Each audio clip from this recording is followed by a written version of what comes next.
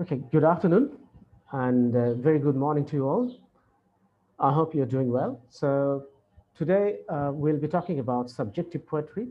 In our previous lectures, we talked about different kinds of poetry, and especially from broader perspective and for our better understanding, we said that poetry can be divided into two groups. One is subjective poetry, another one is objective poetry.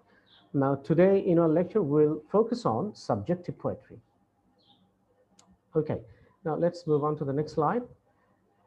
So just to recapitulate, here you see it's a recap of the previous discussion. So main types of literature we we find it that it was poetry, drama, and novel, and then poetry it was divided into two: subjective poetry and objective poetry.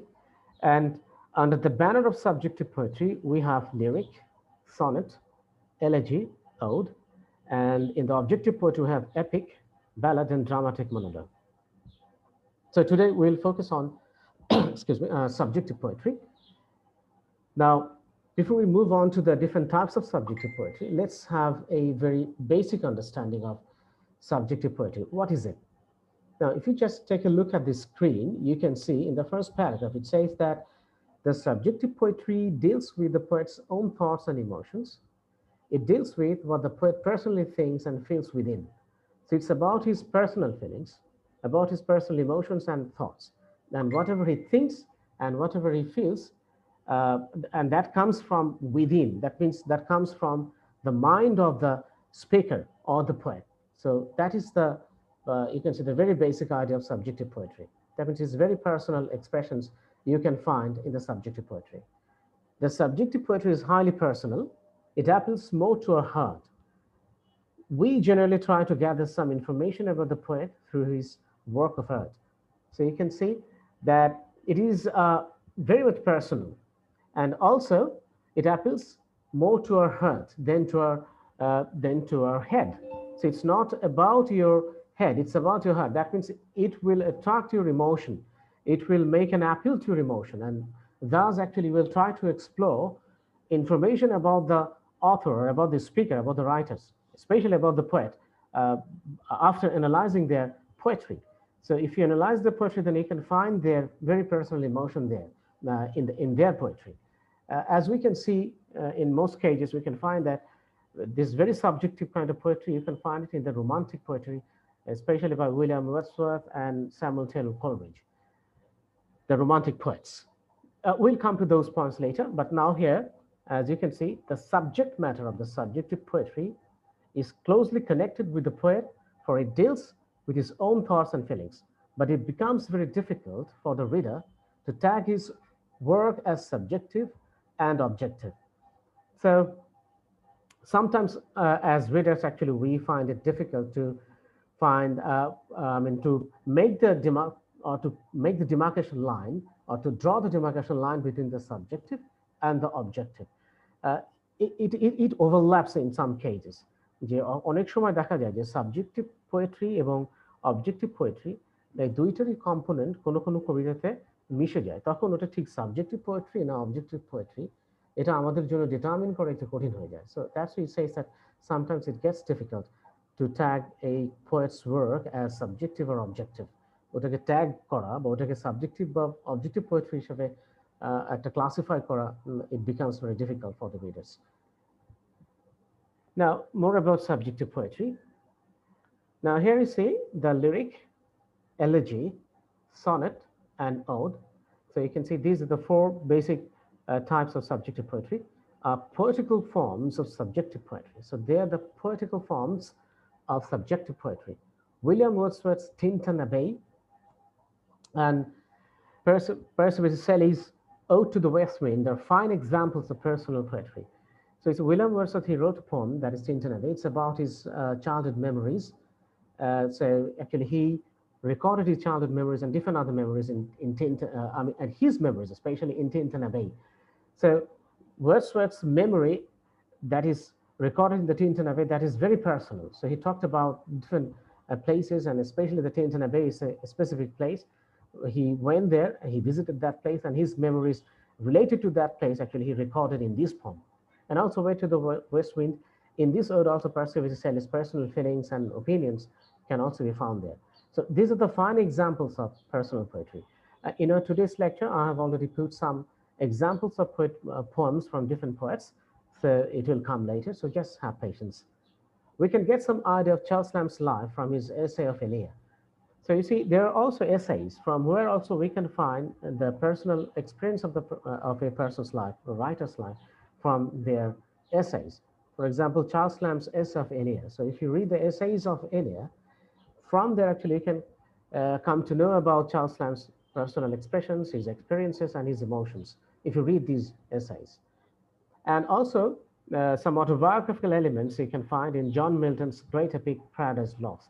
So Paradise Lost is it's an epic and it's written by John Milton, but John Milton's autobiographical, that means his personal feelings, his expressions, opinions, you can also find in this great epic called Paradise Lost. So there is in fact a very thin boundary between subjective and objective poetry. So I've already mentioned it that sometimes it gets very difficult for the readers to determine the very fine line of difference between subjective and objective poetry. So that's why it says that it should be noted that any topic can be handled both subjectively and objectively. It depends on the handling of the subject matter by the writer. So the way the writer actually expresses himself, whether actually you can call it subjective or objective, it depends on that. The writer, the way actually he has planned or the way he treated the subject matter. So either he can treat his subject or his experience as a subjective way, or he can treat his subject matter in an objective way. So it depends on the writer, the way actually he will treat his, his stuff or his experiences or emotions. Now, at a glance, you can see the subjective poetry. So you see, subjective poetry is also called personal poetry or lyrical poetry. So remember, most of the lyrical poetry, we call them subjective poetry because they actually record a personal experience and emotions, like songs. Every day actually we listen to songs. So these songs actually they're lyric and they're very much subjective kind of poetry. And subjective poetry usually they're short. So in length, subjective poetry they're short in length. Okay, and they're concerned with the poet and his or her feelings, emotions, and thoughts.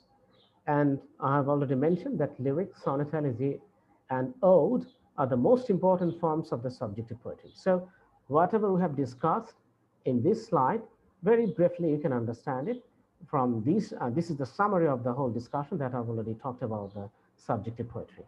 Okay, so up to this, if you have any question or comment or opinion, so you can ask me. Do you have any question that what is subjective So poetry? personal poetry, there are written the personal poetry is short, sir. Is it for only for English poetry, or sir, is it for Bangla poetry also? Uh, Usually, we can see that lyric, actually, they are not too long. As you can see, when we listen to a song, we call them lyric. And if you listen to a song, you can see that the song approximately the length of the song or the duration of the song will be maybe 3, 4, or 5 minutes. That's the usual length, right? Not more than 5 minutes a song. So, and if you Yes, just sir. take a look at the text, even in Bangla, you can see that maybe 6, 7, or 8 stanza, at best 10 or 12 stanzas, but not more than that. Okay, so even in Bangla, if you just take a look at the lyric or the subjective poetry, they are not too long. But I'm not saying that subjective poetry cannot be long.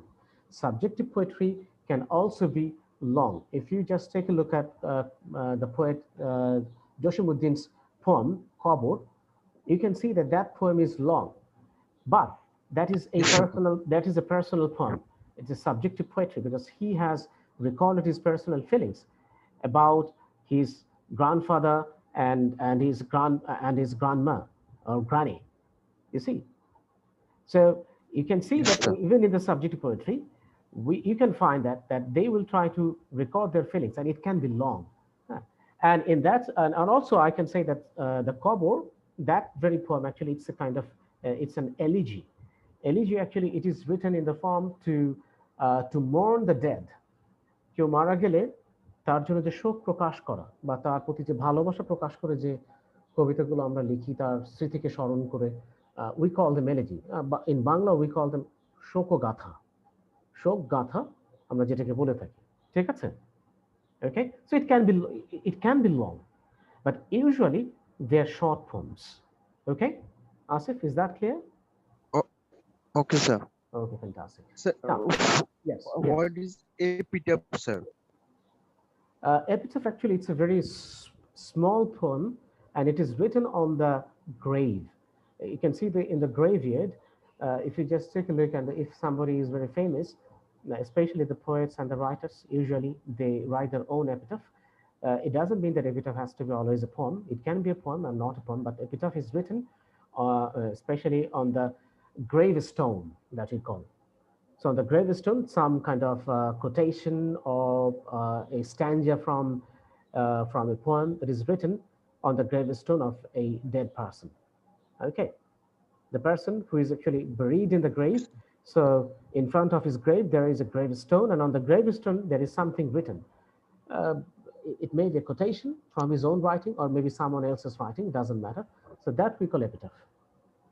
Bangla আমরা যেটাকে বলি যে অনেক সময় দেখবে যে বিভিন্ন জায়গায় তোমরা যদি ঘুরতে যাও, স্পেশালি তোমরা যদি শহীদ বুদ্ধিজীবী কবরস্থান, which is in Dhaka, in Mirpur, if you go there, then there you can find that some kind of epitaphs are written কবরের সামনে, ওই যে মার্বেল পাথর বা বিভিন্ন ধরনের স্ট্রাকচার তৈরি করে তার মধ্যে ছোট কবিতার লাইন বা একটু কোনো তার লেখা কোনো বিখ্যাত উক্তি লেখা থাকে। তো এইটাকে ইংরেজিতে বলা হয় epitaph. Got it? Is it Yes, okay? sir. I got it, sir. Thank you. Okay, you're most welcome. Now, the first kind of poem that we would like to talk about, that is lyric, and it's a subjective poem. And when you talk about subjective poetry, the first kind that will come to your mind, that is lyric. Now, what is a lyric? So, a lyric poem is short, highly musical verse that conveys powerful feelings. Excuse me. Okay. So, lyric poems is short, highly musical verse that conveys powerful feelings. In Bangla, we call them সঙ্গীত, songs. গানের যে lyric থাকে আমরা বলি, সুতরাং বুঝতে পারছো এটা মিউজিক্যাল ভার্স। এটা গানের বিভিন্ন বাদ্যযন্ত্রের সাথে এই লিরিকটাকে গাওয়া যাবে। You can sing it. The poet may use rhyme, meter, or other literary devices to create a song-like quality. See, song-like quality.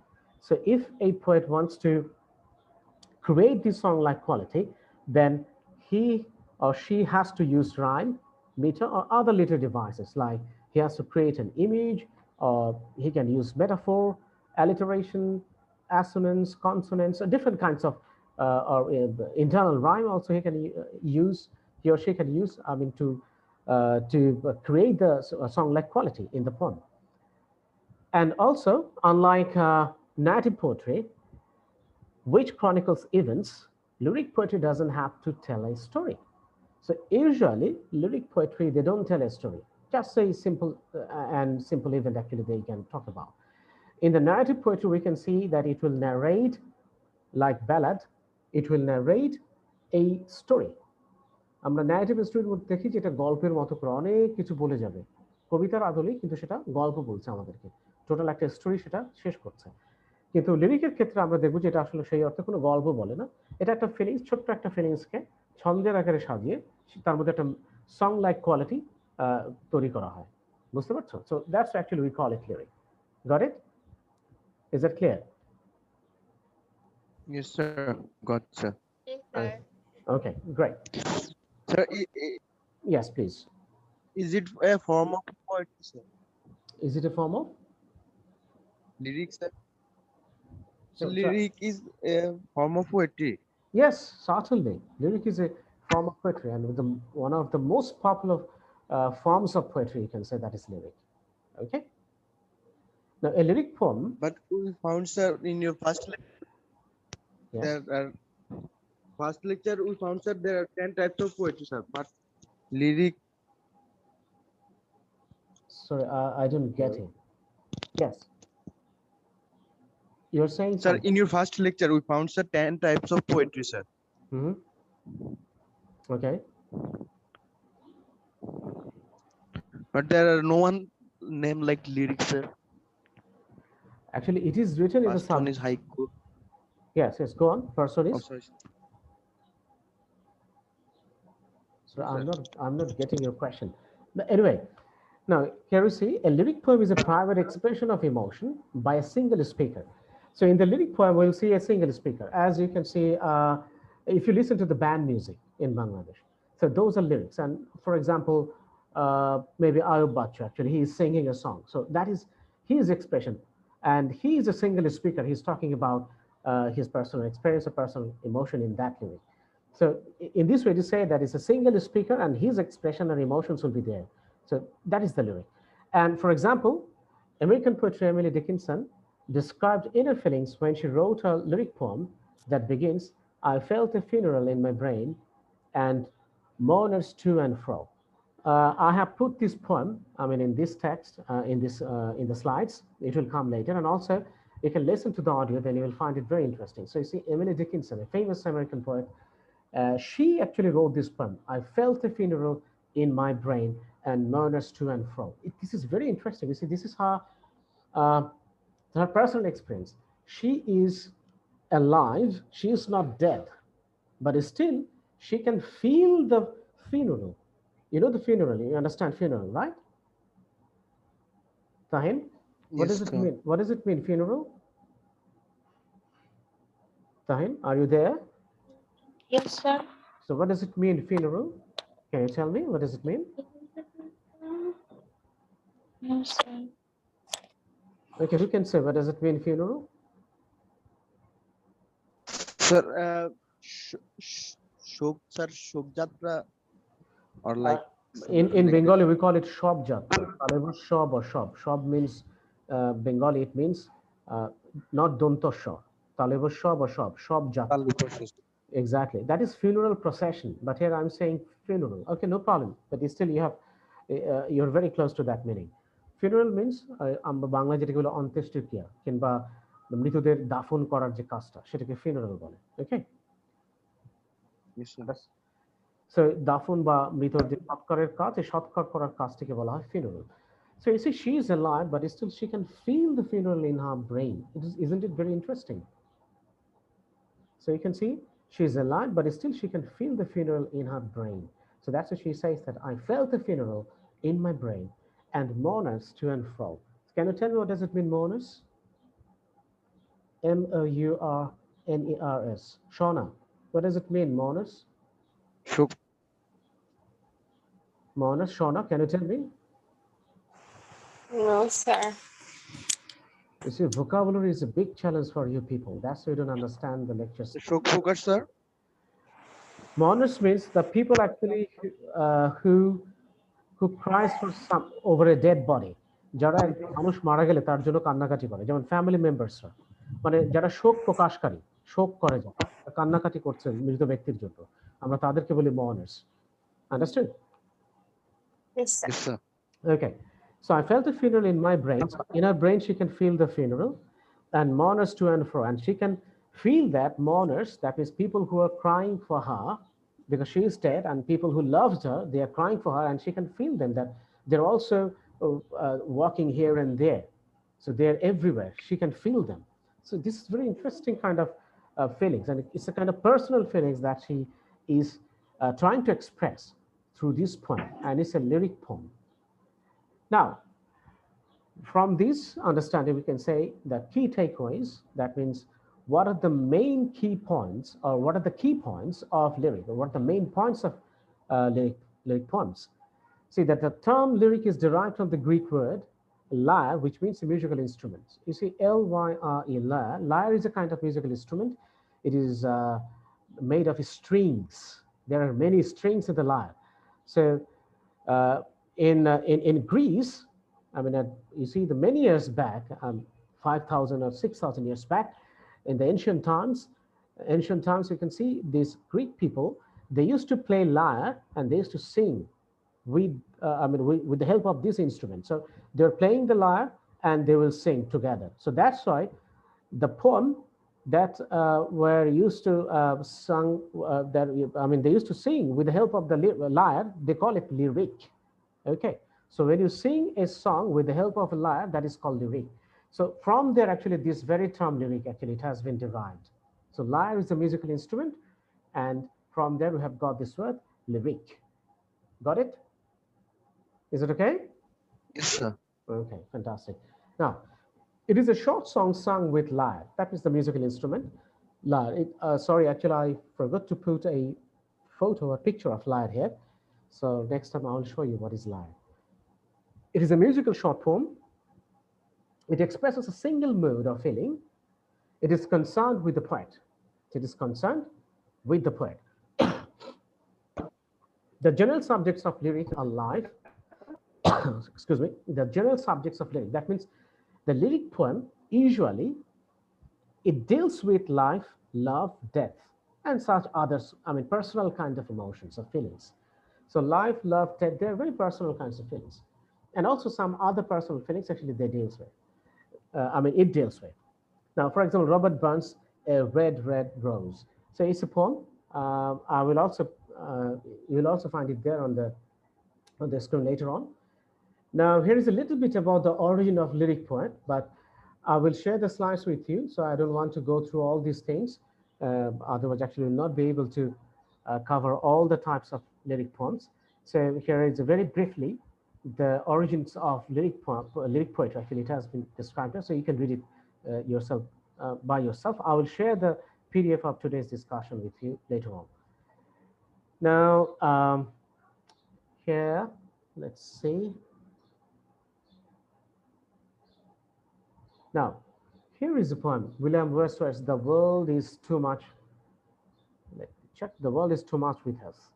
So uh, I'm going to play the audio, but also the text is here. You can see you can see some of the lines of the text are here, but actually it's a sonnet, but sonnets are also lyric poems. So we'll come to that part later, but I'm just explaining that what is lyric is. So you'll have a good understanding of this lyric poem. Now, here it says that the English Romantic poet William Wordsworth famously said that poetry is the spontaneous overflow of powerful feelings. It takes its origin from emotion recollected in tranquility. So we talked about it in our previous lecture. That what does it mean? So we'll not go for the explanation today. It's a very basic definition given by this Romantic poet William Wordsworth. Now, in The World is Too Much with Us, in this poem, his passion is evident in blunt exclamatory statements such as a sordid boon. Wordsworth condemns materialism and alienation from nature, as this section of the poem illustrates. Now, here you see, since actually the Romantic poets, they were very close to nature and they worshipped nature, and they have a kind of disgust against the material development, or you can see the industrialization that was going on at that time in England. So they were against that kind of industrialization. So Wordsworth and Samuel Taylor Coleridge, they tried to find uh, their result, or we can say a kind of solace to the nature. তারা এই আধুনিকতা civilisation কিংবা এই industrialisation আমরা যেটাকে বলি বা urbanization also you can say নগরায়ন এগুলোর থেকে নিজেদেরকে দূরে রাখবার জন্য তারা আশ্রয় খুঁজছিলেন প্রকৃতির মাঝে এবং সেই প্রকৃতিকে কেন্দ্র করেই তারা তাদের যে ইমোশনগুলো সেগুলো এক্সপ্রেস করে যাচ্ছিলেন যেমন the world is too much with us এই কবিতাতে তিনি কিভাবে he is condemning Wordsworth is condemning or he is blaming materialism তিনি এই বস্তুবাদটাকে তিনি কি করছেন তিনি ব্লেম করছেন যে কেন সেটা আসলে পরিবর্তন ঘটাচ্ছেন that kind of change that is brought on us because of this materialism or by materialism, he's saying that that is not a good thing. It's not a boon. Okay, or we can say এটা কোনো আশীর্বাদ না আমাদের জন্য, এটা আমাদের জন্য কোনো গুড থিং না, রাদার এটা আমাদের জন্য একটা অভিশাপ। সো তিনি বলছেন যে কিভাবে সেই অ্যালিনিয়েশনটা বিচ্ছিন্নতাটা তিনি প্রকাশ করার চেষ্টা করছেন। He is expressing his alienation with this material world, and he's taking recourse to this to nature. Now here we see in these lines he says that the world is too much with us, late and soon. Getting and spending we lay waste our powers. Little we see in nature that is ours. We have given our hearts away a sordid boon. So you see, the world is too much with us, late and soon. Getting and spending we lay waste our powers. আমরা কি করছি যে আমরা আমাদের ক্ষমতাকে West করছি, আমাদের সবকিছুকে আমাদের শক্তিমত্তাকে আমরা কি করছি এটাকে অপচয় করে ফেলতেছি. Little we see in nature that is ours, but on the other hand, when actually we are submerged in this material world, but we are ignoring the nature. But you can see, Wordsworth is saying that the nature can offer us more. It can offer us more than the material world. So that's actually, he has mentioned that the little we see in nature, that is ours. He's saying that nature is very close to us. We can live in proximity to the nature. We can live in the nature. So, and but still, we cannot see that how nature can offer us. It has a lot to offer us, but we are ignorant of it. We have turned a blind eye to the gift of the nature. আমরা nature যে আমাদেরকে অনেক কিছু দিতে পারে, যে nature আমাদের নিজস্ব প্রকৃতি, আমাদের ভালোবাসার জায়গা, আমরা সেটাকে ইগনোর করছি, এবং সে এত কিছু দিতে পারে সেইটার দিকে আমাদের কোনো ভ্রুক্ষেপ নেই, আমরা যেন দেখছি না। We have given our hearts away, sordid boon. আর আমরা আমাদের আত্মাকে কোথায় দিয়ে দিয়েছি? A sordid boon. Sordid means which is very uh, nasty, or you can say which is very ugly, unhygienic, or which is not, you can say, you actually usually you don't welcome this, and you don't want to have this kind of sordid environment. এই বাজে পরিবেশ, বাজে যে আশীর্বাদ, এটা তুমি চাইবে না। That's why he's saying it's a sordid boon. And you see the note of exclamation is there. তিনি বিশ্ববোধক চিহ্নের মাধ্যমে তিনি একটা when he is expressing his surprise that these people actually, we are submerged into this materialistic world and we are ignoring this nature. বোঝা গেছে এই অংশটুকু? Hello? Yes, sir. Okay, great. Now I'll play the audio. Just give me a moment. Give me a moment.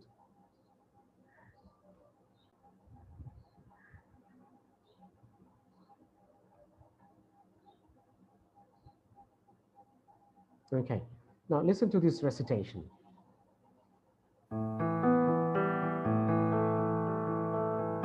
The World is Too Much With Us by William Wordsworth. The world is too much with us, late and soon. Getting and spending, we lay waste our powers. Little we see in nature that is ours. We have given our hearts away, a sordid boon.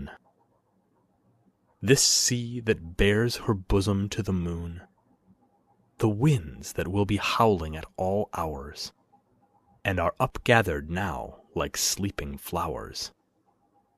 For this, for everything, we are out of tune. It moves us not. Great God, I'd rather be a pagan suckled in a creed outworn. So might I, standing on this pleasant lea, have glimpses that would make me less forlorn. Have sight of Proteus rising from the sea, or hear old Triton blow his wreathed horn.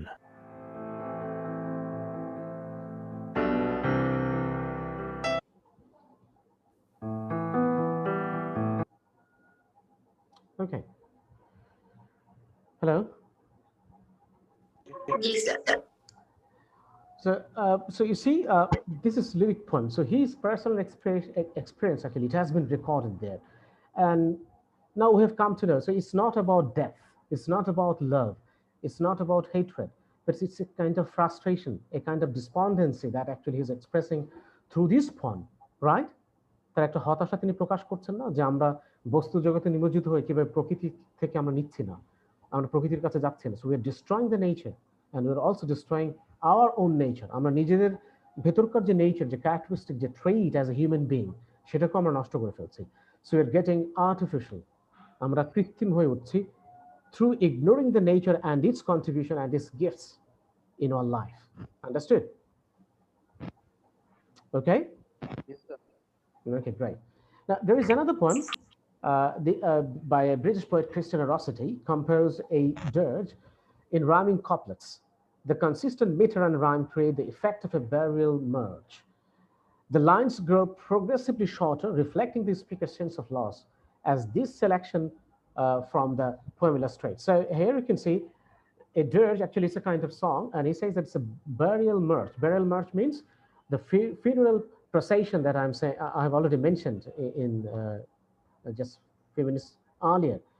যে মানুষ যখন ওই যে আমরা শব যাত্রা যেটাকে বলি, যে যখন মৃতদেহকে নিয়ে যাওয়া হয় কবরস্থানের দিকে, সেটাকে যখন সৎকার করার জন্য কিংবা সেটাকে কবরস্থ করবার জন্য, এই যে ব্যারিয়াল মার্চ, এই যে নিয়ে যাবার জন্য যে মানুষ একসাথে যাচ্ছে কবরের দিকে, মৃতদেহটাকে তারা বহন করে নিয়ে যাচ্ছে, সো এই প্রসেশনটাকে এখানে হাইলাইট করা হচ্ছে।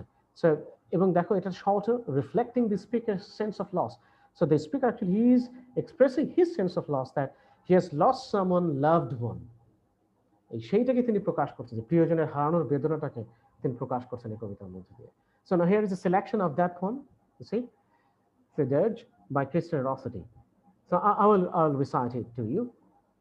Why were you born when the snow was falling? You should have come to the cuckoo's calling. Or when grapes are green in the cluster, or at least when lie the swallow's master, for they're far off lying from summer dying. So you see, he's expressing his sadness, through this thing. So using deceptively simple language, Rossetti laments an untimely death. The poem is an elegy, but Rossetti does not tell us who died. Instead, she speaks figuratively, comparing the span of human life to the changing seasons. So you see the comparing the span of human life. So human life actually is going to end with the changing seasons. So after summer, we have maybe we have another, for example, winter. Then we have spring. Then we have summer. Then again we have winter. So in this way, actually, it keeps changing, and we are aging. আমাদের বয়স কি থেমে থাকে তাতে?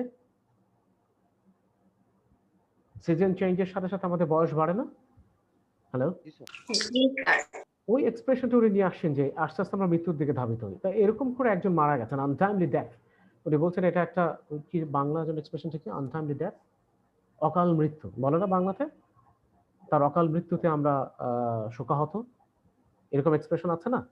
Hello, so exactly, so same thing actually, she is lamenting মানে হচ্ছে তিনি শোক প্রকাশ করছেন এই আনটাইমলি ডেথের ব্যাপারে। ওকে, এই কবিতার মাধ্যমে। Now this is the poem actually I'd like to play to you, and the recitation I think that you'll find it interesting and enjoyable at the same time. This is the poem that I talked about earlier, I Felt a Funeral in My Brain by Emily Dickinson. So here you see, I felt a funeral in my brain, and mourners to and fro kept treading, till it seemed that sense was breaking through. And when they all were seated, the service like a drum kept beating, till I thought my mind was going numb. And then I heard them lift a box and creak across my soul, with those same boots of lead again. Then space began to toll, as all the heavens were a bell, and being but an air, and I, and silence some strange, rage-wrecked, solitary hair, and then a plank in reason broke, and I dropped down, and hit a world at every plunge, and finished knowing them. Now, this is the poem. Now here is a recitation. I think that you will like it. Let's listen to it. I Felt a Funeral in My Brain by Emily Dickinson. I felt a funeral in my brain, and mourners to and fro kept treading, till it seemed that sense was breaking through. And when they all were seated, a service like a drum kept beating, till I thought my mind was going numb. And then I heard them lift a box and creak across my soul with those same boots of lead again. Then space began to toll as all the heavens were a bell, and being but an ear and eye and silence, some strange race wrecked solitary here. And then a plank in reason broke, and I dropped down, and hit a world at every plunge, and finished knowing. Then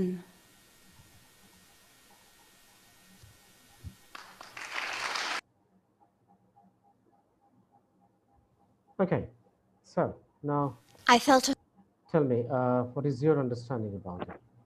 So did you like it? Sir, I didn't get any line of this poem. I beg your pardon. What did you say? I didn't get any line of this poem. You didn't get, that means you couldn't hear it? Sir, I hear it, but I didn't understand, sir. You don't have to understand all the words, but did you hear it? Asif, did you hear it? Did you like the recitation? Sir, আরে ভাই বলছি শুনতে কি ভালো লাগছে নাকি সেইটাও খারাপ লাগছে নাকি সেটাও শুনতে পারো নাই? hello.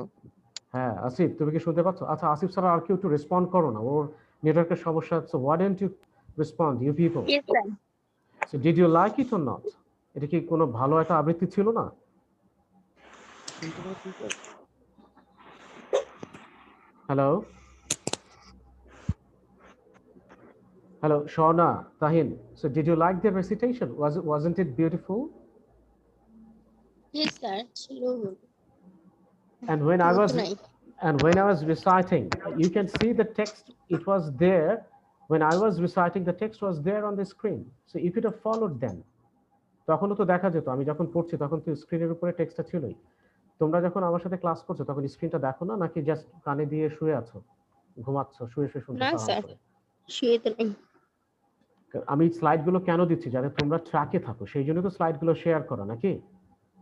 জি স্যার। জি স্যার। দেন আমি যখন বলেছি তখন কি টেক্সটটা দেখো নাই আসিফ? স্যার দেখেছি স্যার। স্যার আমার নেটওয়ার্কের প্রবলেম কারণে স্যার মাঝে মাঝে আটকে যাচ্ছিল sir. Okay, then that is your personal problem. Don't make it common, okay? It's a common problem বলে আমাকে disturb করো না। Okay, so Sorry, sir. as I was saying that you can see that it's a small poem, and she just mentioned her personal feelings about the funeral procession, and how the whole and the total surroundings, the environment or the ambience of a funeral procession, or the funeral, the thing actually that is going on there after death. So she was expressing it through this very poem. So this is all about the lyric poem, and more about it, and also some other forms of the lyric poem. We'll talk about it in our next lecture, inshallah. Okay. All right. So since we don't have time, so I would like to conclude to the discussion here, and hope to see you in the next lecture, inshallah. Okay, sir. All right. Take care of yourself, and if you have more questions, you can ask me them.